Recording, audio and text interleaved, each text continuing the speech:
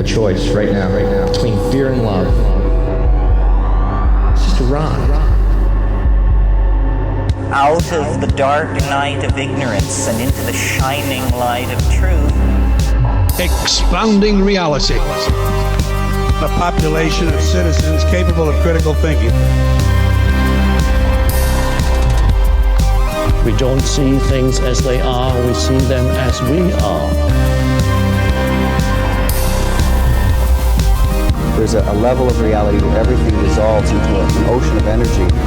We empower our experience by insisting on our authenticity.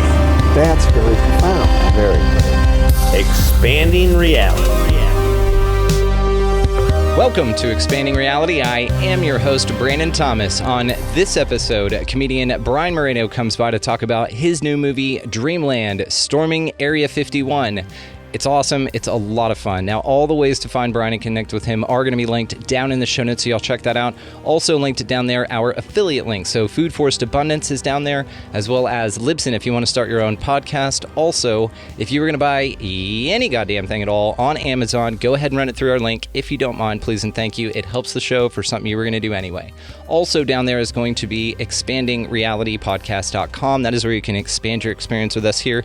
We replay all the lives, all the Too Hot for YouTube stuff is over there. It's got links to the merchandise, socials, all that cool stuff. So guys, go over there and sign up. We don't email blast you.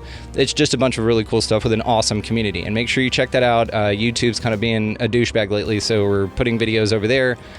Again, for free. So just go use it like YouTube. It's way better anyway. We don't censor ourselves. So let's get to this incredible conversation, guys. Brian is a blast to talk to. Y'all are really going to love this. So without any further ado, Brian Moreno.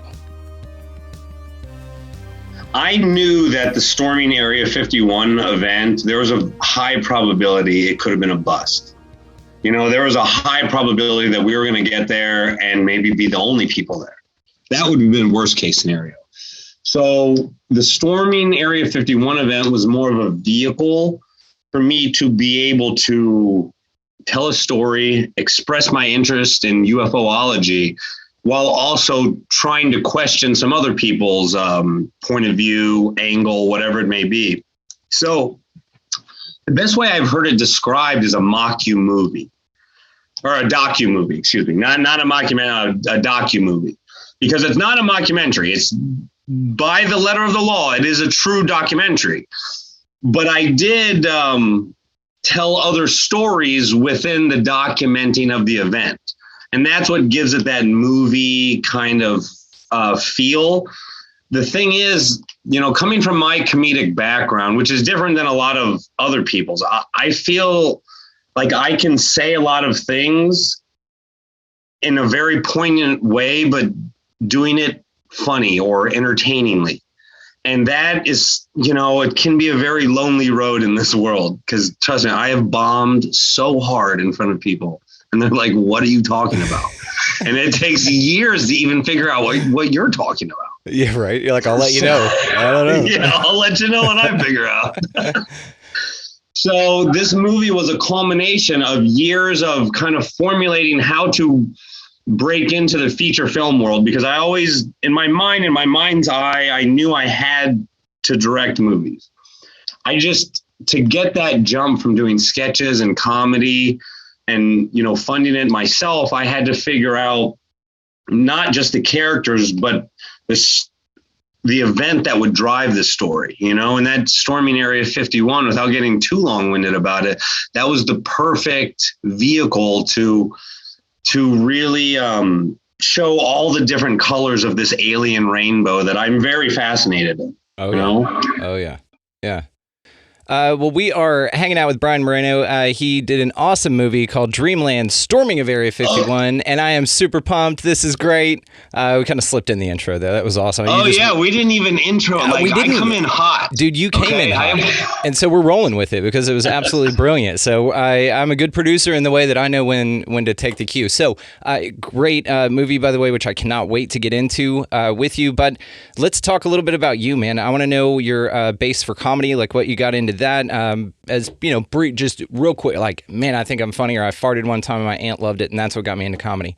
And then I'm definitely interested in the joke that you are most proud of, if you don't mind, sir. Sure. Well, I guess to answer, my route to comedy was not that clear. I wish a fart had started it all. It was, it would have been a lot simpler. I went to Indiana University, stayed like 5.5 years, because why rush? Yeah. Hang out. After college, I bounced around a few different marketing, public relations jobs until I landed at the Wall Street Journal. And I was the West Coast public relations manager of the Wall Street Journal. One day I came in, there was a note on my where my laptop used to be, and it says, "Come see me." And so I had an option. I had the weekend to take a job in New York, or they were letting me go. They were downsizing my division. So I took the severance. They said my dynamic was no longer needed in the West Coast. Damn. Yeah, which is a wonderful way of showing you the way out. It's an innovative way of putting it, yeah. Yeah, I thought so too. I've never forgotten those words. So I took the severance, the little bit that I got. I started DJing at strip clubs. I started doing, like, people thought I'd lost my mind. I was just going through a phase. And then I found comedy. The first time I got on stage, I was terrible. Like, it was 3 minutes of just brutality. I think the first time I got on stage was at this little open mic in LA, and it was like you have to pay just to do 5 minutes. A place called Marty's. It was literally just open mic people. I thought I was going to be Mitch Hedberg. Like, I had all these one-liners written, and I get up there and people are looking at me like, what is going on? And it was literally, I had 90 seconds of just brutality, and then maybe 2 seconds where I got one chuckle, and then another 90 seconds of brutality. And that 2 seconds is what I held, maybe what I'm still holding on to. Right. So that was the genesis of my comedy career. And then I left LA. I would do open mics between New York and Philadelphia. I would take something called the Chinese bus. It was literally a $5 or $6 bus that would run all night between New York and Philadelphia. And it would break down half the time. Like, you'd get transients that just rode the bus because they had nowhere else to go. It was crazy. Just crates of chickens. Yeah, it was just a crazy commute, because sometimes you'd break down on the 95 there, and you'd just be sitting outside waiting for another bus to come pick you up. They'll get you most of the way. Yeah, it'd be 2, 3 a.m. and you're just like, what am I doing? Yeah. And somehow you find a way to get up the next day and you keep going. And that's how it started. And then when I moved back to LA, I became the MC of the House of Blues on Sunset. Very cool.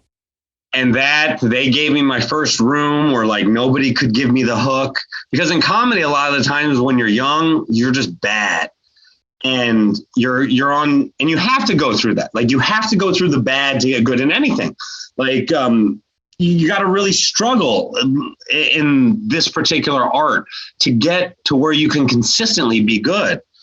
And the House of Blues gave me that opportunity, and for 3-4 years, till it closed down, I was the MC, and I had a great show. And then the Improv brings me in, and that's kind of how it all went. And then I got a little better and a little better, and then now, since pandemic, I got lazy and forgotten about it a little bit because I was working on the movie. So I'm back to doing whatever spots I can get. Very cool. That's awesome. Question about your DJ days. First of all, what was your name in the strip club DJ game? What was your DJ name? Oh, I was just DJ Brian. Like, and I don't, like, these are old jokes, so I'm not going to give them, like, I'm not going to do my comedy for you right now. But in strip club DJing, there's basically 2 different kinds. Okay. There's like the like that. Like, that's the noise that I hear. Right. Everyone knows. There was like my kind where it's like, gentlemen, get those dollars out. The better the tipping, the better the stripping. Stuff like that. Very smooth, very slick. Like, there's nothing aggressive. Like, that wasn't my style. It'd be cool if But I you peppered remember. in, do the smooth one, and then do that little cackle at the end of it. Something super, just throw them all off. People don't know where you're coming from. Okay, Yeah. so next question. The next one after, next two, by the way, is still about the stripper stuff. Yes, Okay, yes. favorite stripper name. I don't. The best. I don't know if I could. Because you hear so many, like, there's always a Diamond. Yeah. There's And always a Mercedes. Sierra. There's Porsche. always a Sierra. I never understood why. And then, like, a girl come in and be like, she can't be Sierra. I'm like, well, I don't even know any of you. I don't even know who you are. That's neither one of your real names. I just remember that the girls would fight and be like, that's been my name. And I'm like, well, just go. Like, I'm just a DJ. Yeah. I spell diamond with a Y, Yeah, whatever. Yeah, this is Diamond. Diamond. All right. Okay, last one I promise about the stripper stuff. No. Give them to me. Most played song. Oh, man. Most played. Well, You were in a specific era. Well, yeah, this was probably 10 years ago. So the most played songs are way different than they are now. But like TY and all those kind of guys, they all do songs for strippers because some of those rappers go to strip clubs so much. They make those songs for strippers. Like when you rap and hear them rapping, they really are talking to the strippers. Like they're literally one of those songs that you played at the strip club. So anything that you think like a girl could shake to, or a girl or a guy. I strip club. I DJ'd for guys one time. Absolutely. It was traumatic. Not that there's anything wrong with that. You just, not there's anything wrong with it, but but I think gay men that go to strip clubs are way more aggressive than straight men who go to strip clubs to see. And this is just from my very limited experience. And that's what is more traumatic. It's like, when you're in these places, there should be a level of safety and security for everyone that's working there. That's not the case. No, that's absolutely not the case. And at the time when I did the gay club, I didn't feel safe for me or the dancers. Damn. And that's traumatic. Okay, yeah. You can only imagine. Like you can only imagine. And they're dancing to the same songs too. Okay, Let me be clear. The guys and the girls, same songs. Yeah, I mean, it's what to shake your ass to. Shake your whatever to, right? Or shake whatever to. Yeah, Shake a lot of people to. have other things to shake. Guys, go for it. You got a tensile tail, shake that shit. We all want to see it. Okay, let's talk about Dreamland, man. What inspired you to make this thing? It's amazing, by the way. Thank you for letting me check it out. Very cool. Congrats on all the pre-success. You've already gotten success. You haven't even launched the damn thing yet. Yeah. Well, thank you for watching the film. Thank you. Like, let me ask you okay, when you go, what did you expect before you watched the movie? I expected more. I actually go into things honestly with no expectations. Based on the trailer, I thought you were going to go down some more speculative routes than you did, but I loved the interviews that you did, man. The interviews were fantastic. The storyline throughout, the way that you edited and directed, cinematography-wise, the quality, audio, everything is awesome. Very, very well done. So, but what we got was very cool. So I don't go into things with expectations, but I knew it was going to be awesome, and you didn't disappoint, if that's fair. Well, how long did it take you to get to that point? I know this is you interviewing me, but you're a very interesting person. I'll take it. So how long did it take you to get to the point where you feel like you could remove expectations? Because that's not necessarily human nature. It's not. I removed it whenever I realized that was the source of disappointment. That's the root of it. So did you find yourself getting disappointed a lot? I found myself the awareness of what assumptions can do. So there's a book called The Four Agreements by Don Miguel Ruiz. Have you ever picked that bitch up? I've heard of this. Yes. Then this is on your list for sure. So one of the agreements is don't make assumptions, and that's because if you make assumptions and have expectations, that's where disappointment comes in. So it's 4 key things that help you not. It's 4 things, and once you get those 4 things.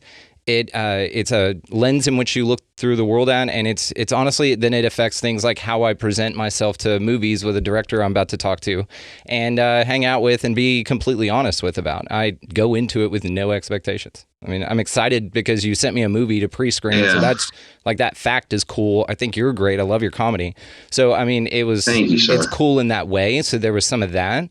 But as far as like the film itself and the context, I knew based on your trailer that the subject matter your mind is at, whether it was covered in the film or not, where you are coming from a mental picture just based on your trailer, I knew we were going to get along.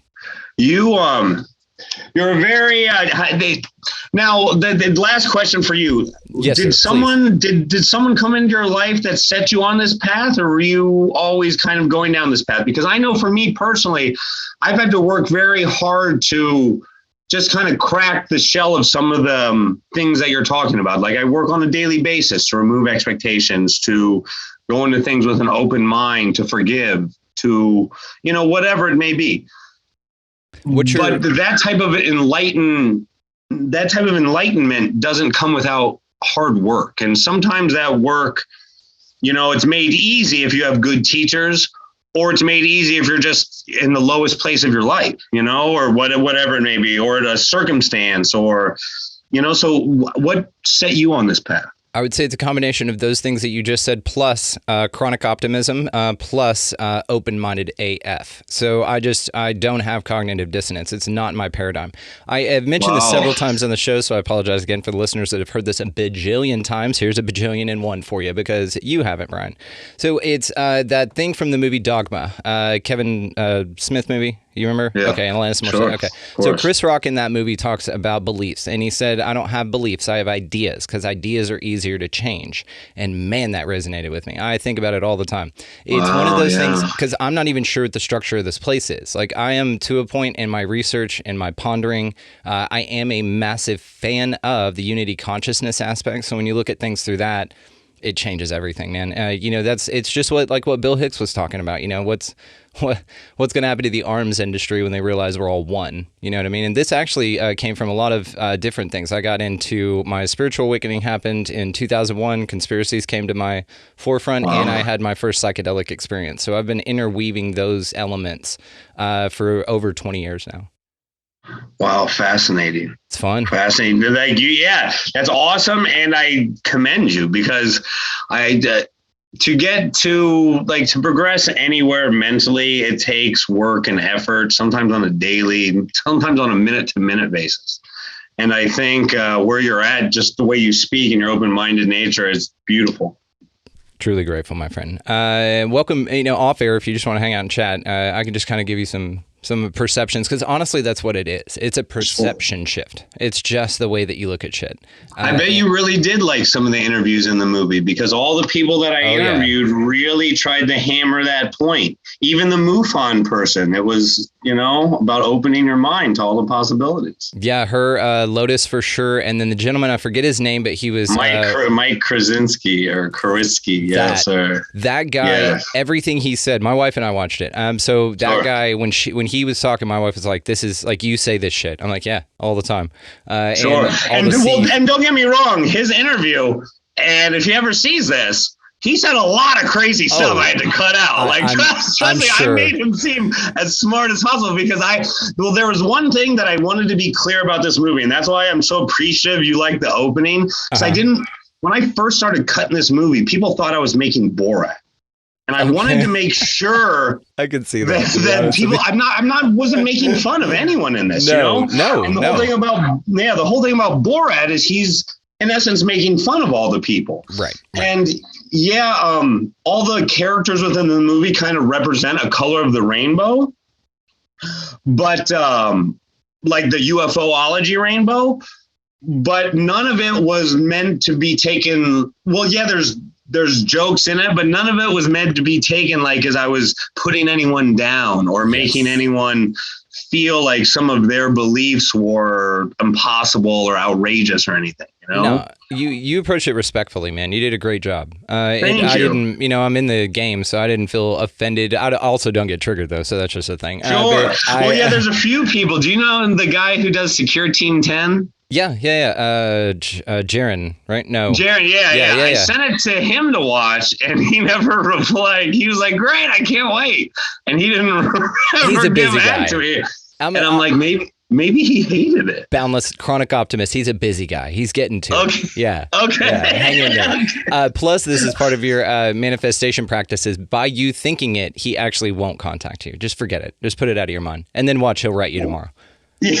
That's how this shit works, dude. It's crazy. And I'm very good about, like energy and life, and people come back when they're supposed to. Absolutely. And I don't like to bother, people. But that's why I was like, George Knapp is supposed to be watching it soon too, and I'm very curious what a guy like him is gonna, very cool. is gonna say, because he was such a great inspiration to me and my UFOlogy. Yeah, you've got him quite a bit in the movie, as well as Bob Lazar, Jeremy Corbell. I mean, you really do it well. You go in and with the explanation like from Rogan that Bob Lazar gave, it was great. So including it in the film as a reference point is badass, man. That's very cool. Plus, you're there. Thank you. That's where he worked. S4 technically, right?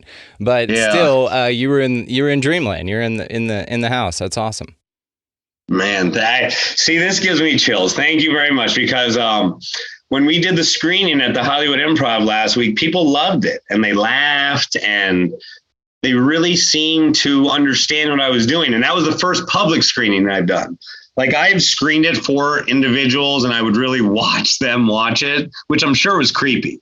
Like, when you want to watch a movie, you don't want someone just staring at you. Yeah. You just like the pen, it's all lit up. Did you react right there? Yeah. You got a goddamn headlamp. I let individuals watch it, but never a collective group. So that's why I was very pleased to hear the group react the way they do. And then someone who actually knows someone like you doesn't necessarily have to watch the movie twice, but there's so much in there. It's made to be watched twice, so you can pick up little Easter eggs. But there's so many people who are going to watch this movie that they're not into Area 51. They're not into aliens. They're either watching it. Okay, a film like this, I feel, is very close to pornography. Like, whether you say you watch it or not, everyone does. Right. Okay. That's so people are going to turn it on just because they're curiosity, just because they heard something, but they might never talk about it. They may never revisit it. So that's why telling the story with the humor and the characters and actually kind of a point, like, I think it transcends those lines that, because the UFO subculture is so diverse. But I've realized that the minute you step outside of that subculture, people's eyes just glaze over immediately. Absolutely. Like when you talk about anything from UFOs, UAPs to the reptilians, whatever, like anything that eyes just glaze over and like, what are you talking? Like, this is nuts. Like, you're nuts. This is nuts. So to present that information to those people, like, I had to do it in a fun way. And I guess that's another answer to where I got the idea for this, because all of my comedy, all the stuff I do, whether I'm making a point about equality, whether I'm making a point about believing in your mind's eye, believing in yourself, or not being a hater, not putting people down for like unnecessary reasons. I feel like I can do all that in humorous ways, and that's what this movie is. And thank you. I'm very appreciative of you. You're badass. It was great. It's genuine, sincere. Another thing too was you have a range of characters in here that aren't all on board with the idea, which is great. You've given a scope to where it's going to be more relatable to the people who aren't in it like I am or like we are. So you've done it, but you've done it with fun characters, and you've done it in a really cool way. So it was a blast to watch, man. Honestly, it was a lot of fun. So great job. Thank I can't you, wait for the man. next Thank one. you. Are you gonna do more? I have some ideas for the next. And at the screening, it was one of the questions I was asked about the next thing. And depending on how this is received, I feel like I could do a follow-up with some of the characters, but I also feel like this has given me a proof of concept where I can do other subject matters with the same type of genre. I don't know, like if I did something else with aliens, I don't know how I would follow this up particularly, because this is such an exceptional standalone piece. I feel, especially for the UFO, alien community, whatever it is, like I wanted people to be proud of this movie. Well, you nailed it. So what about exploring other subjects and other hierophanies? So a hierophany, just for the audience, is something that Dinah Pasulka talks about in her America Cosmic book about. It's a place referenced in religion, but also you can kind of see the parallels in ufology as well. That it's a place from the heavens to where the gods come down and touch Earth. So like Jerusalem and Mecca are two examples of that religiously, but Roswell would be one of those hierophanies for us UFO people. So you could go to a trip to Roswell, or really Corona, right? And check that out. You could also go walk around the Denver airport and break that down. You could also go out to Georgia. That's a great. Georgia, the Denver Georgia airport. That's Guidestones. very interesting. What are your thoughts about the Denver airport? Man, I've heard a lot of stuff. Of course, it's all speculation, and of course, my mind wants it to be super fantastical and secret and dope, right? So that's where I tend to entertain the thought. So on one level, of course, it's an airport rather. On another, when you look at it from above, it's a swastika. There are miles of underground tunnel. It took way too much money and way too long to build what they have to show for it. The murals alone are insane. All the little, Masonic shit everywhere. The horse out front, big blue horse with the red eyes, killed its creator when it fell over on top of it. It's insane. The whole thing is just batshit crazy. Yeah. And so I didn't know that about the horse. Killed his ass. It's a 30-foot tall, or some crazy foot tall, not 30, but it's massive. And the horse was named Death. It's one of the 4 horsemen of the apocalypse. And they commissioned this to be tossed out in the middle of this airport that's shaped like a swastika from above. That's super sus, as the kids say. It's crazy. Yeah. That's now, wild. The idea you presented right there, I didn't think of it.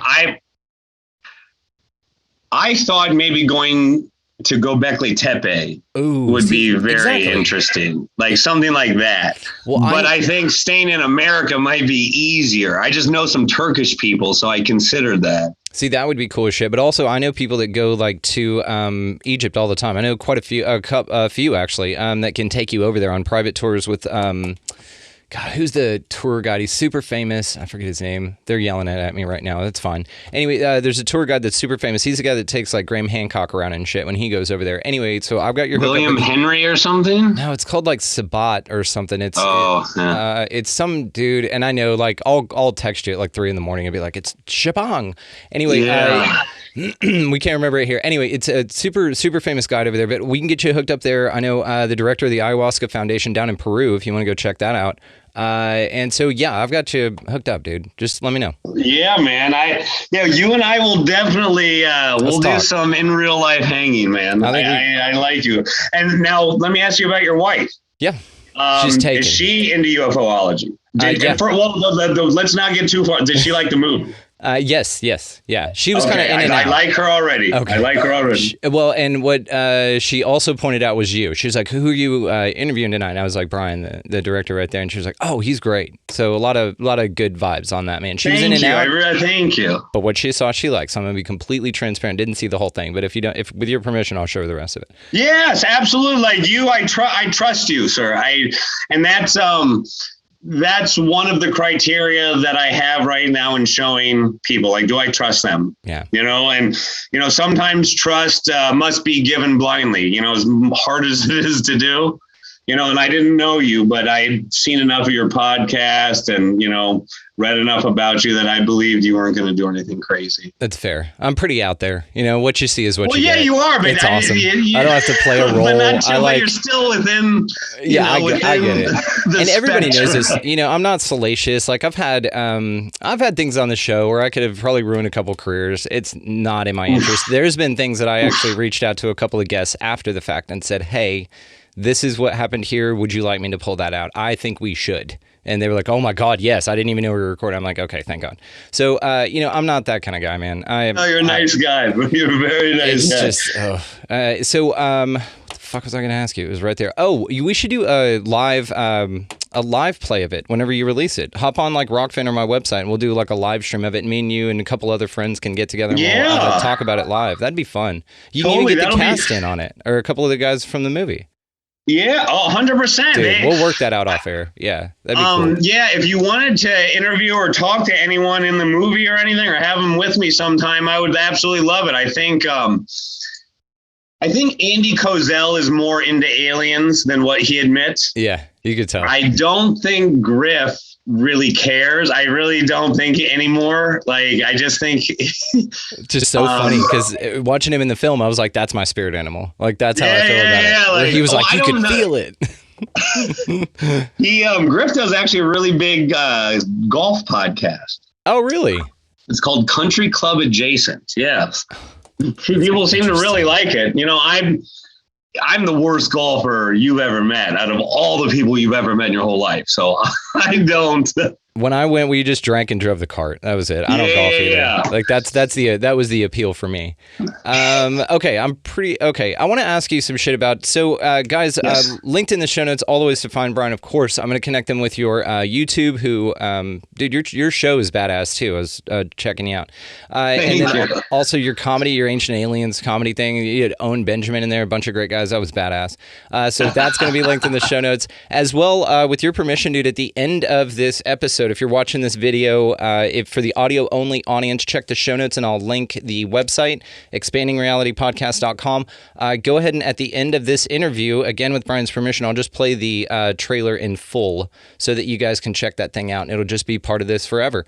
So Awesome. Definitely, guys, check that out. So, and also I want to give credit before that. Sorry to interrupt, but there's one person who's I haven't brought up, Jeffrey McNeil. He was the lead editor, and he was an individual that I knew if I shot a movie like this with his help, I could get it over the hump. You know, what it took to be a real feature. And his ability to work with me and understand story and color and sound and transitions, as wonderful as I think I am, he is light years above and beyond. And without his tireless help and me pushing him and God, so many late nights and, you know, thinking that you're done, but realizing you have another month ahead of you.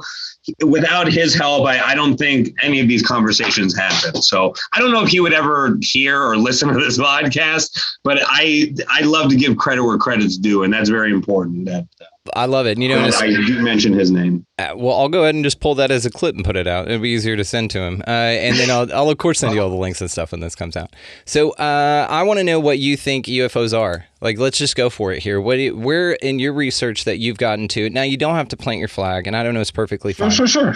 But what do you think? I think 9 times out of 10, maybe 8 times out of 10, it's man-made aircraft.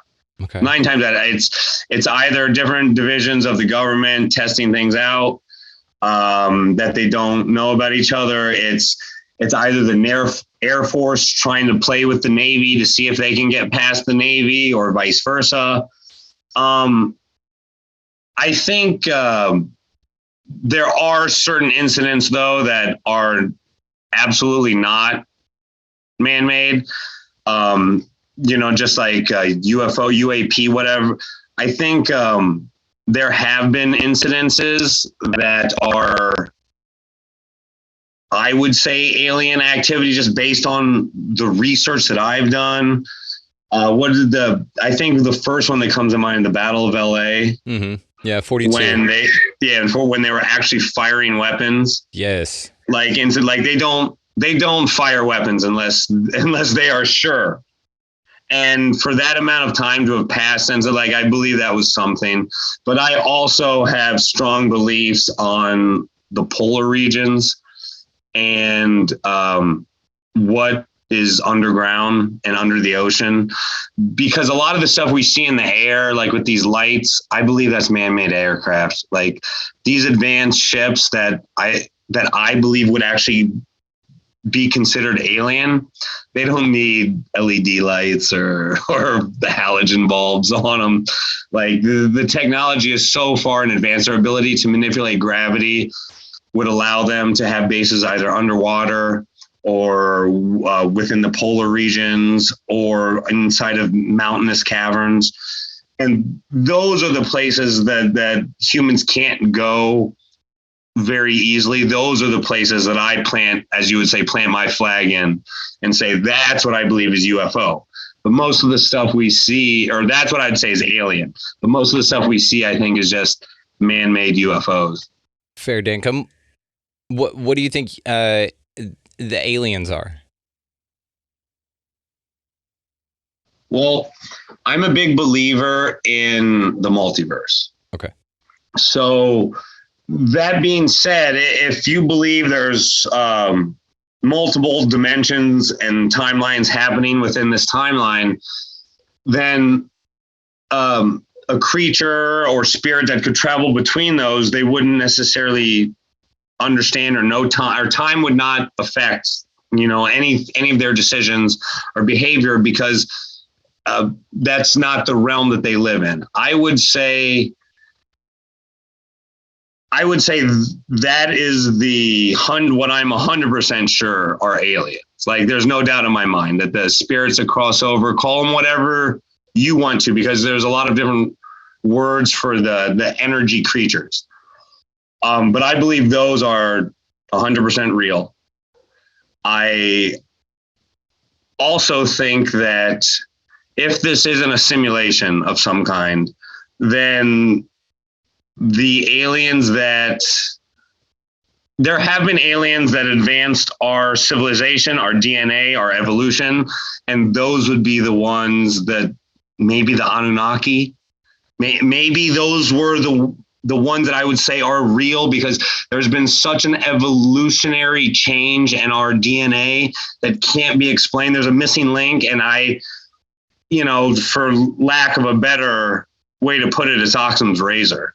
What is the most obvious thing? Our DNA has been manipulated by someone who either developed us or with a greater understanding of where we came from, because it feels like we weren't the ones the first ones on this planet, that our species was either mirrored after another species or created to just be worker bees, because that's kind of what we are. We're worker bees. We take things, we make them better. We do, like, that's what that's what we're engineered to do. And I think that comes from whatever you may call as the creator or the host or the divine intervention, however one chooses to refer to it. Yeah, like Sitchin's work with the 12th planet and all that, with the Anunnaki coming here and Sure. That to me, I say, that's what I always go back to as the thing that I believe changed human evolution and got me to where I am mentally, and I think so many others. What the government does, though, I wish I had a better understanding, because our government not only hides a tremendous amount, it's been proven time and time again what they are willing to do to the general public in order to advance whatever their goal is. And that's something that I think crosses over a lot, and people confuse that with aliens when it's actually our government. It might all be the same damn thing, maybe even leaning towards like a simulation type of an argument, to where on a macro scale, the unity consciousness idea says that we're all one. We're all one, meaning the lizard people, Hitler, everything. It's all one. And so at a level, what you experience is this, dense energies is kind of how it's referred to, or dark, energies, because this dualistic shit. Then it actually pushes you so far, and as a tool of its own spiritual awakening. So it's kind of a mechanism or an artifact of the construct, and is how I've been viewing it lately. That's interesting. Yeah, so it's really, there is no out there. You should check out, I'll send you the movie The Egg. I talk about this all the time. It's called, have you seen it? I know it. Yeah, I've been. Yeah, it's like a 7 while. minutes. Yes. Yeah, and so that idea right there, and it's really interesting because then you see like as it's related to like everything that happened a couple years ago or whatever, that the shutdown and lockdowns and stuff were like instituting shadow work. It was like, okay, we're too comfortable with Real Housewives of whatever, and we're not getting our shit together. But this whole time period is coming because astrologically, there's a lot of interesting things going on here. And whether you believe in astrology or not, all presidents have had astrologers, and billionaires use astrologers, not millionaires. So there's something to it. But astrologically, there's shit going on. So it was almost like we were hitting the snooze button on ascension, as a society, as a people. And all of a sudden, the other part of us was like, oh shit, we're going to be late, and lockdowns and all this shit. There's actually a fascinating theory that I would love to go over with you about that I heard the other night in a UFO live that we did with a guy named Peter Whitley. He's the director of MUFON for Japan. He lives in Japan. He's a real cool guy. Okay. And he just astral travels to UFOs anytime he wants. Something he talked about, man. Okay, and you know this. I mean, in 47, where did the UFO crash? What's the story about Roswell that you know? It crashed right outside of Groom Lake, right there, right? New Mexico. Okay, that was the Roswell incident. That, in 47. But that wasn't okay. Yeah, go ahead. Yeah, no, you're tell okay. me what it's fine. A lot of people think that it crashed in Roswell, New Mexico, which is why they call it. They brought it to Roswell, but it crashed and didn't. Yeah, refresh my memory. You're good, man. You're good. No, this is so hard to remember. You're fine.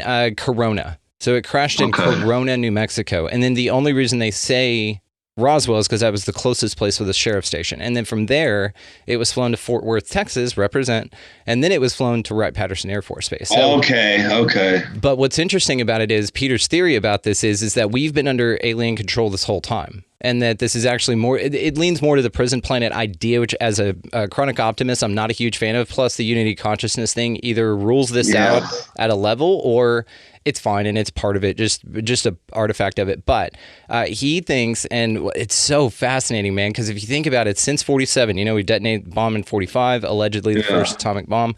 And then 47 rolls around and we get this thing that fell from the sky. Now, whether it was planted on purpose is a very interesting theory as well. I've always wondered about UFO crashes, like why they happen. Like what's up with that? If they're interdimensional beings that can go crazy, they just fall on this rock, you know what I mean? So me and a few others kind of have the idea that it's seeded here. It's on purpose. It's like a panspermia type of a deal. But anyway, so it crashes in Corona. So if we've been under control this whole time, there's a new UFO flap coming along. The coronavirus could be the marker for that. That could be like an indicator that that's what's going on. You know what I mean? And this predictive programming and control and all of that has been guiding to this point. Because I have so much speculative curiosity about why. Well, that's UFOs, a fascinating theory. Isn't it crazy? Yeah, it's just fun. You would love Peter. He's cool as shit. And it's an interesting thing because then it's back to that prison planet idea. And then your mind just goes crazy. Then you start to look at things like the flat earth and like this globe model or this dome thing. You're like, well, if that's true at scale, we could be some sort of like farm on a spaceship. And we're just a resource for these entities that we're just like little guppies, in a pond, but they make the pond very nice for us because they want us to be healthy because we taste better. And they just kind of scoop our asses up whenever we want. Look at how many people go missing every year. And it's insane. It's it's a mind bending thought, to be honest with you. Okay. You touched on a bunch of things. No. Okay. First off, let's go before we get too far away from it. The astro traveling. Okay. Have you ever done any of the CE5 work? Have you ever? I haven't. So I'm not an experiencer. Now I have my own theory on that, but I'm not an experiencer. No, sir. Okay. Now, what is your theory on that? I think I'm not meant to be. I think I'm meant to see this objectively because I don't have a bias. And I think if I got scooped up by Grays and it was very specific, like what, Travis Walton experienced or something, it might skew my influence on how I view this thing. So right now it's just so open. I'm a possibilian, as Dr. David Eagleman says. I'm so open with it. And I'm fine if that changes moment to moment to moment. I can choose to view it in one way and it can be totally solid and possible in my mind and then change it the next. And I'm totally cool with that. I'm going to have to take a little bit of that for myself because sometimes when people ask me where I stand, and I'm maybe not an experiencer myself either. in that, like I've had to see 5-app. I've had a few opportunities to go, but whatever, the universe doesn't seem right in the moments or whatever. And so maybe I'm meant to be a little more objective and open. And I think that's a very interesting way to put it, because some of the people who do experience, they just want it so bad. Yeah. And vice versa. And I feel, people that want it so bad will never get experience because they want it so bad. That goes to manifestation shit. It's that longing. It's that desperate girlfriend or boyfriend thing. You know what I mean? Yeah. They're just icky. They're like, ew, it's gross. You're so desperate. Get over yourself. Yeah. So that's why I think that's a very interesting point, because when it comes to experiences, I think some of the stories are just too similar. And some of them, I just feel like it's a manifestation within one's mind because they just want it so bad, Now this is next conversation shit, but we will have that conversation. Abso-fucking-lutely, because it's gonna melt your face for sure. Now, what's God, I love face melters. I love them. Yeah, it's insane. I'll have I'm telling you, we've got a lot to talk about, my friend. So, what was I gonna say? Oh, it's kind of like when it was right there, and now I lost it because it's just so cool. Yeah, because I get you talking about face melting stuff, bro. That's this. That's what this is all about, man. So you're definitely in good company here. Let me be very clear on that. I don't remember if I've been abducted or not, because at some level, if this is a prison planet type of an idea, then we probably have all been abducted, altered. We could all be, this could be like Westworld, to where we're just some sort of technology, and those things that we see flying around that we catch glimpses of and remember a little bit are just techs down here to fix What something. are your thoughts about those energy beings that I speak of, that I say I'm so sure about? What do you think? I'm, first of all, not so sure of anything. And so I would say, point. And no, it's good, because what it means is that you just have an affinity based on your paradigm, just where you're at with it. And this is the question, really. It's not what do you think UFOs are, it's where are you at in your research. That's why I phrase it that way, because it's very important that, it elevates, but you leave it open to elevate. So I would say to the energy beings, I'm sorry to interrupt, but I wish more people thought that way. Thank you. Go ahead. We're working on it, one show at a time. This thing goes out for free, so you tell your friends. That's the only thing I ever ask. Just share. No, I'll do a bunch of great posts about this. This is awesome. Fair dinkum. So, but the energy being part of it. I mean, what's really cool here, and I think about this a lot. So let's say that there's a variety of experiences here in which you can learn your lesson. So we all know that usually we can all think of a time where there was a lesson that we just could not fucking learn. And it kept presenting itself in the same way at first, because that was probably the best way to learn it, and then horrible ways, and then things got worse, and then you finally learn it. But hindsight, you look back and you go, hang on, I had all those opportunities to get my shit together, but I didn't. And so there's a variety of ways that this life can present itself to you. Now, I believe in being very open to be surprised by the universe. I think that, if you try and script it out or plan it too much, it's not as fun, man. The universe plays, as I see it. It's a jokester. It's a trickster. God's like a trickster, or whatever's going on. It wants to surprise you. It gets joy out of you being elated. And so that once you're kind of past this perceptive part of it, then you receive energy. You start to see it that way. So to energy being part of it, it could just express itself in that way, because that's the way that this particular individual needed to be addressed and needed to be introduced to this topic. I have this theory about missing time, like the whole Bud Hopkins missing time thing. I think it's left there on purpose, because if they can make you pretend think that they're an owl, but really in hypnotic regression it was a goddamn alien, then they don't have to let you know that you had missing time. I think that they leave it on purpose as, again, an avenue of discovery. It's a beacon for that particular person in the learning style based on their paradigm. This is why some people refer to them as angels and demons. That's based on their paradigm.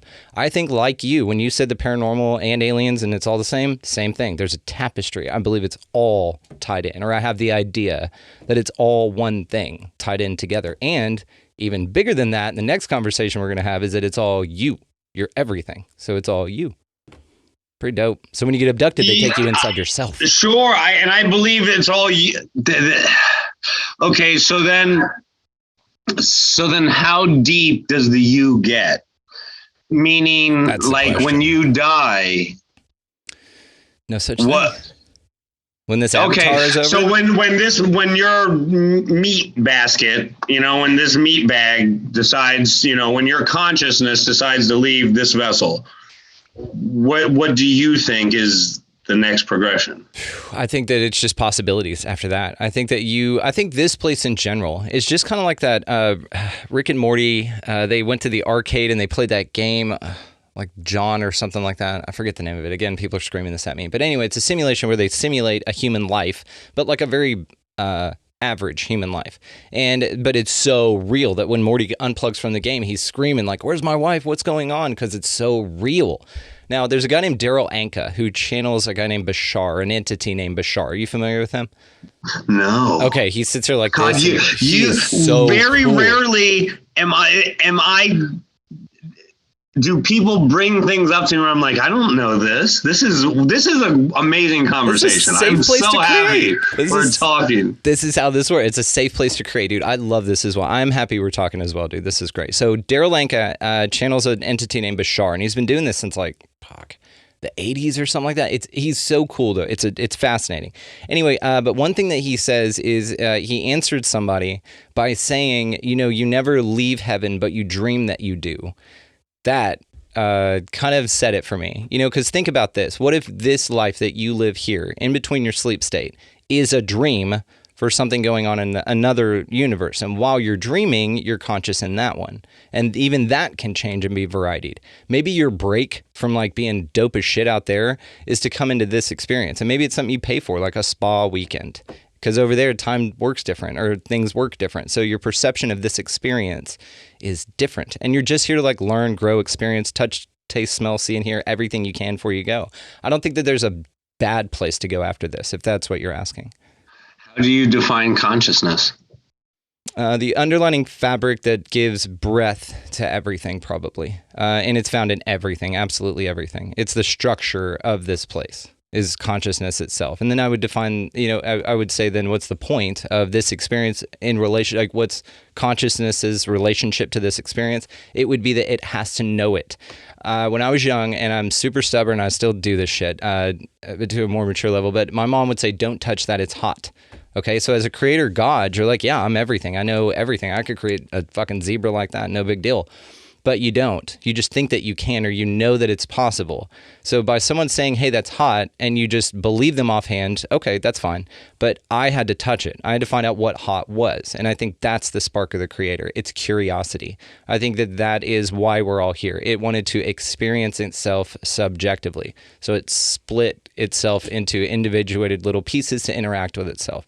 This is why at the end of the show, the last words I speak are, y'all be good to one another, because of this shit right here. Because we're all one. Like you don't have to take this place so seriously. There's a construct here that demands that you give it energy, but you can participate in it if you'd like. This is tend your own garden. That's beauty. Yeah, that's fascinating.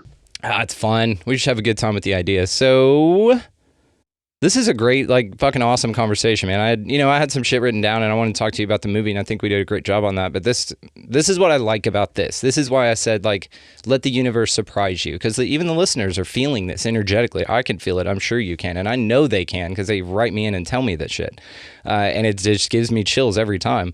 This is awesome. This is just a cool ass conversation. So let me ask you, is disclosure important? I think it's probably more dangerous than important, because the government they don't just tell the truth. Let's get that clear. So whatever gets disclosed is, the government, I believe they think they're playing 4D chess, if that makes any sense. They're playing all the levels and seeing all the board. So if there would be a moment where you would say it is full disclosure, it would never be full disclosure. It would be simply a ploy in order to advance another deeper rooted position to hide other things. Because the whole thing about information and the intelligence community, it's like a circle. there's only a few people in that circle, and the more people that get into the circle, the people that were already in there lose a little bit of power.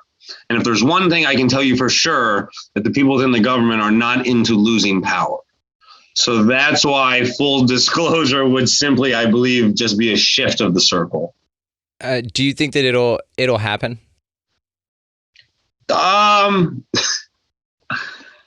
I think it would more likely be a false flag type of alien thing than like Project a real Bluebeam? than a real full disclosure. But, I don't like to say those things because I hope I'm wrong. Yeah. I hope I'm wrong. Like, I'm not trying to put it out there to make it happen. I just see the way things are going, and I know how things are. Like, and I know how things work. What's that saying? That's what ascension is. It's not when you see the world as you want. It's as you see it as it is.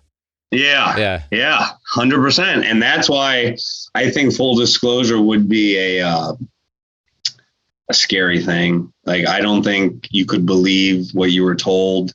I think it would be for all agenda-based information. And that to me is super scary, especially when the fear mongering starts.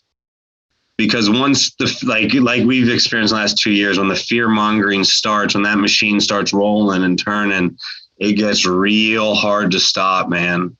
It's like people, they want to be afraid sometimes. And full disclosure type of event would probably instill so much fear. And then I couldn't imagine what it would do to the religious folks. Read my mind. Like the ultra religious. Plus, like the people who are, borderline, like, what do I have to live for? What am I doing? Like, I don't know what it would do. Like, some of those people would start worshiping aliens, and at what cost? And they would say the aliens are talking to them. And you don't know, like I say, I would love the truth, but I don't ever think that's going to happen, because that's not how information is discerned out of our government. Fair. Or disseminated, out of our government. Yeah, absolutely. And I completely agree with you. This is the whole narrative of Project Bluebeam. And this could be that, after the Great Reset, if that happens, I don't know. I think they're attempting to manifest that, but I think we're the ones with the power. They just influence and they can't do shit. Yeah. They just convince us that that's what we should be doing. They're the ones that whisper in your ear, right? But anyway, it seems that it's just batshit crazy. And anything that they do with it is going to be, in my mind as well, I'm 100% there with you. That's why I asked the question that way. Not, what do you think about disclosure? Just, is disclosure important to you? This is where I find out, kind of like when you ask people about freedom. Like, people are like, oh, I love freedom. And you say, okay, what's your stance on seatbelt laws? Yeah, no, you got to have seatbelt, man. Ah, very good. Then we are on a different level of what freedom means to me. You know what I mean? So it's just interesting, dude. And I find the whole thing, especially with guys like you out there doing the research, running around, making films that are very approachable from multiple angles, which is really cool. And you being a comedian, you're grounding things in a way that are really interesting, man. And I appreciate what you're doing for the movement, to be honest with you. We need more. When I started this movie, I just wanted to hear that from somebody who mattered within this community. And to me, like, that's why I did it. That's why I did it. I don't know how I got the idea. It might have been a download from the ether. You know what I'm saying? Like, it was just one day, it was clear in my mind, like the film that I had to make and how I had to do it. And I don't believe there's 10 people on the planet that could have pulled it off. But when I started it, I asked myself, why am I doing it? And I wanted to create that piece of art that was not only approachable, but people like you could talk to me in a way that, like you are. Because I've given my life to some of this thought process and some of this study, and I knew the only way I was going to advance my position and start to meet people who are like you, smarter than me, and more, much more schooled on the topics, and extremely articulate about it. That's the only way I was going to get to that next rung and be able to try to challenge my thought. And for you to say that to me, God, that's cloud nine. Like, that's what I did it for. And like, you are just as much as I may have never met you before, but with your connections within this, like, you at some time would have influenced me. Like, I would have come across, without ever meeting, I would have come across your podcast, some of your work, some of your speakings. Like, I would have. And that's to get that from someone like you, thank you. Thank you, thank you, thank you. I'm going to give you a role in my next movie, no matter what it is. I promise. I'm there. Like, you may just be a passerby, but you're in. I don't care. You are in. I'm there. I can help with production too. I'm pretty good at it. So. Oh yeah, man. But what was interesting about it and why I like it is because you had the chance, to really shit on this community, and you chose not to. You really did. There are some representatives out here, or some participants, let's say, in it that are adorable, wonderful, loving people. They are very passionate and they are very certain about what they know. And that's awesome. We need that passion and positive energy being pumped into this particular system, as much of it as we can get from any angle, right? But what you did with it was you heard people out, you experienced something that's not your norm. And even in your nervous energy element of being out there, again, you could have shit on it, or you could have edited to shit on it.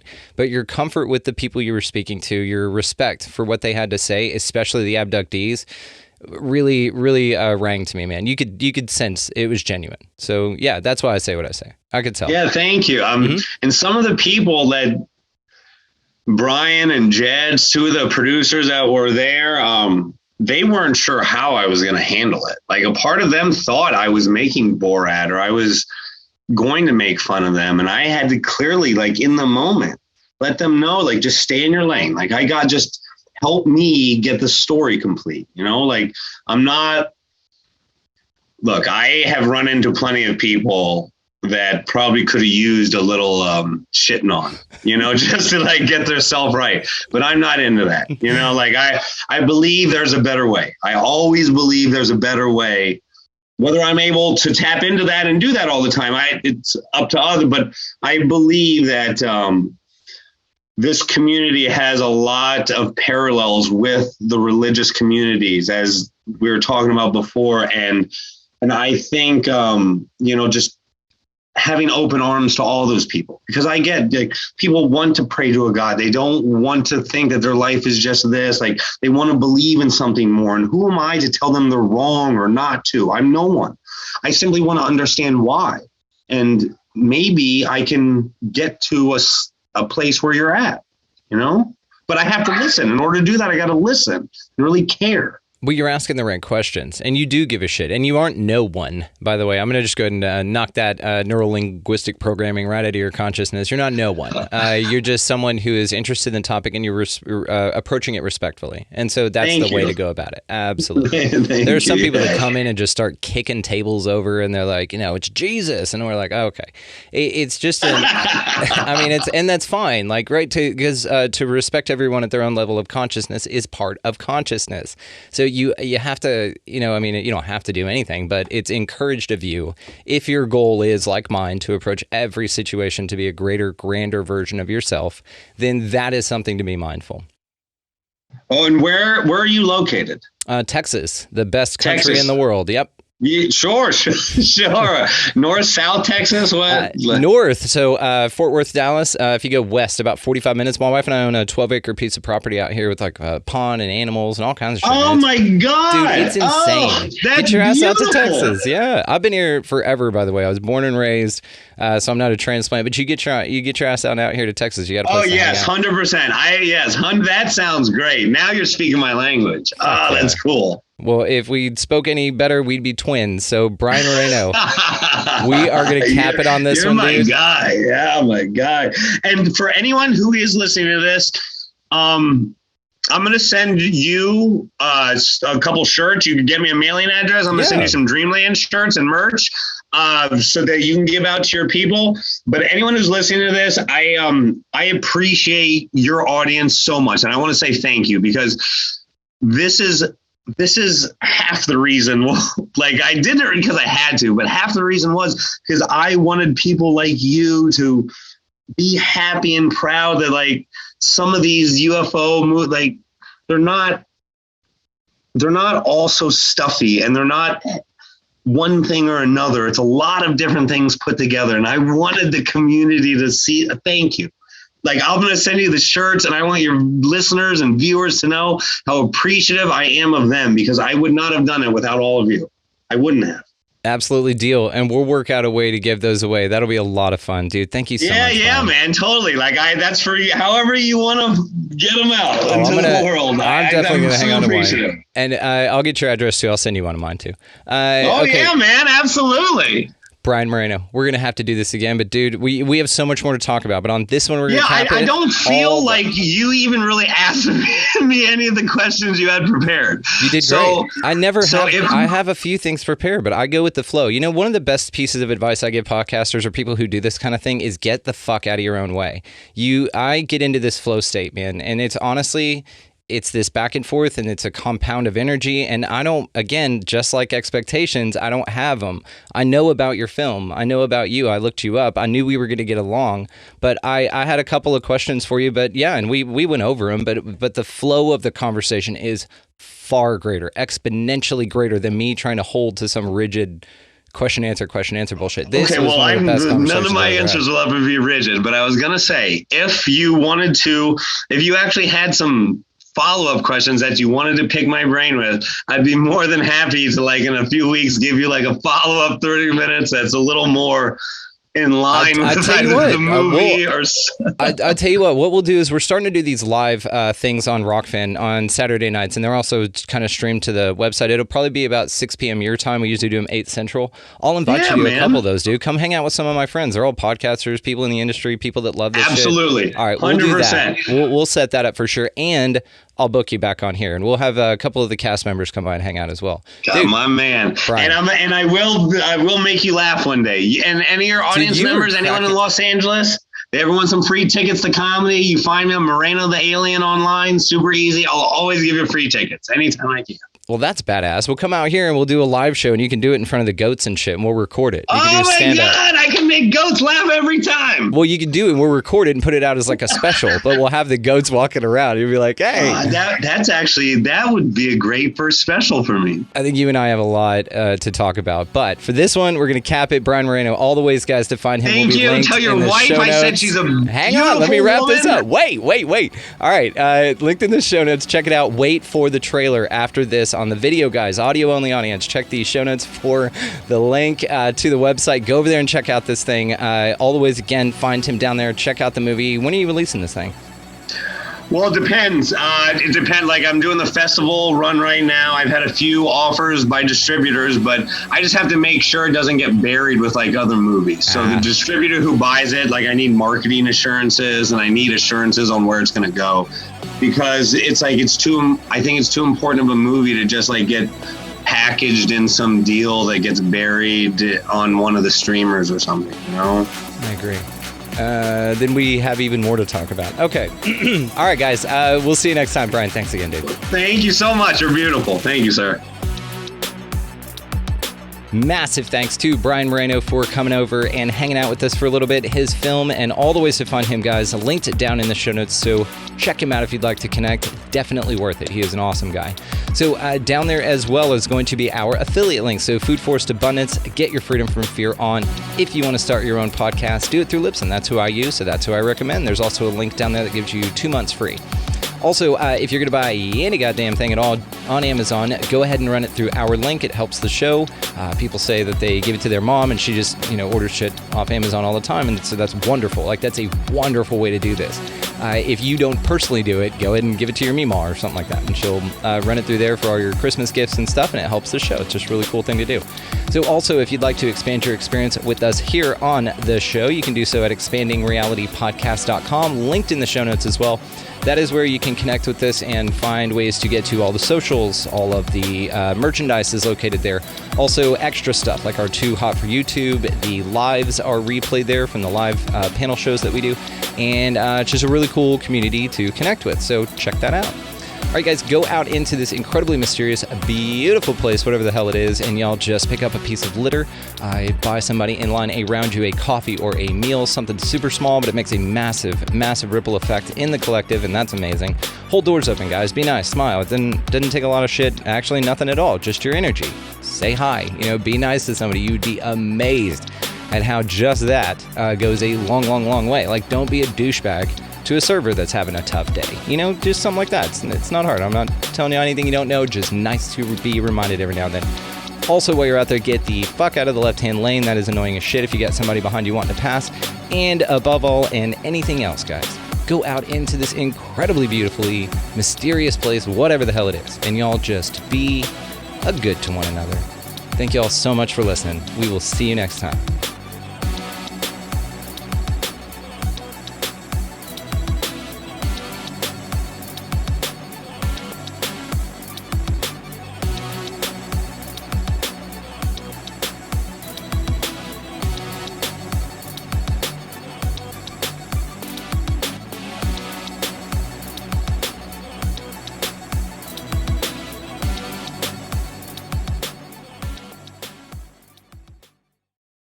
World never made much sense to me. When I heard about the storming of Area 51 event, where millions of people wanted answers from the government about what happened at Roswell with the crashed UFO and the aliens recovered there, I knew I had to put everything on the line, and that's exactly how we got here. We have to get off. We've lost everyone. It all started as a joke on Facebook. A call by Matty Roberts to storm Area 51. I'm so excited! But the joke took off. More than 2 million people signed up. Who came to see aliens? I woke up and there was a little gray person at my feet. And they came to me at night, and I didn't have a clue what they were. We're actually at the gates of Area 51. Where are we even going? What do you want me to do? Why am I here? We can move faster than their bullets. Let's see them aliens. As the signs warn, lethal force is authorized against those who disobey. We're gonna get killed. Don't shoot this. Don't shoot any of this. No, you know what? Keep shooting. Don't stop. What kind of friend leaves someone in Vegas? I ended up making a movie that I didn't intend to make. The Pentagon recently admitted that it really has been secretly studying UFOs, and then it wanted to figure out and duplicate that technology. Yes! It's the best weekend of my life.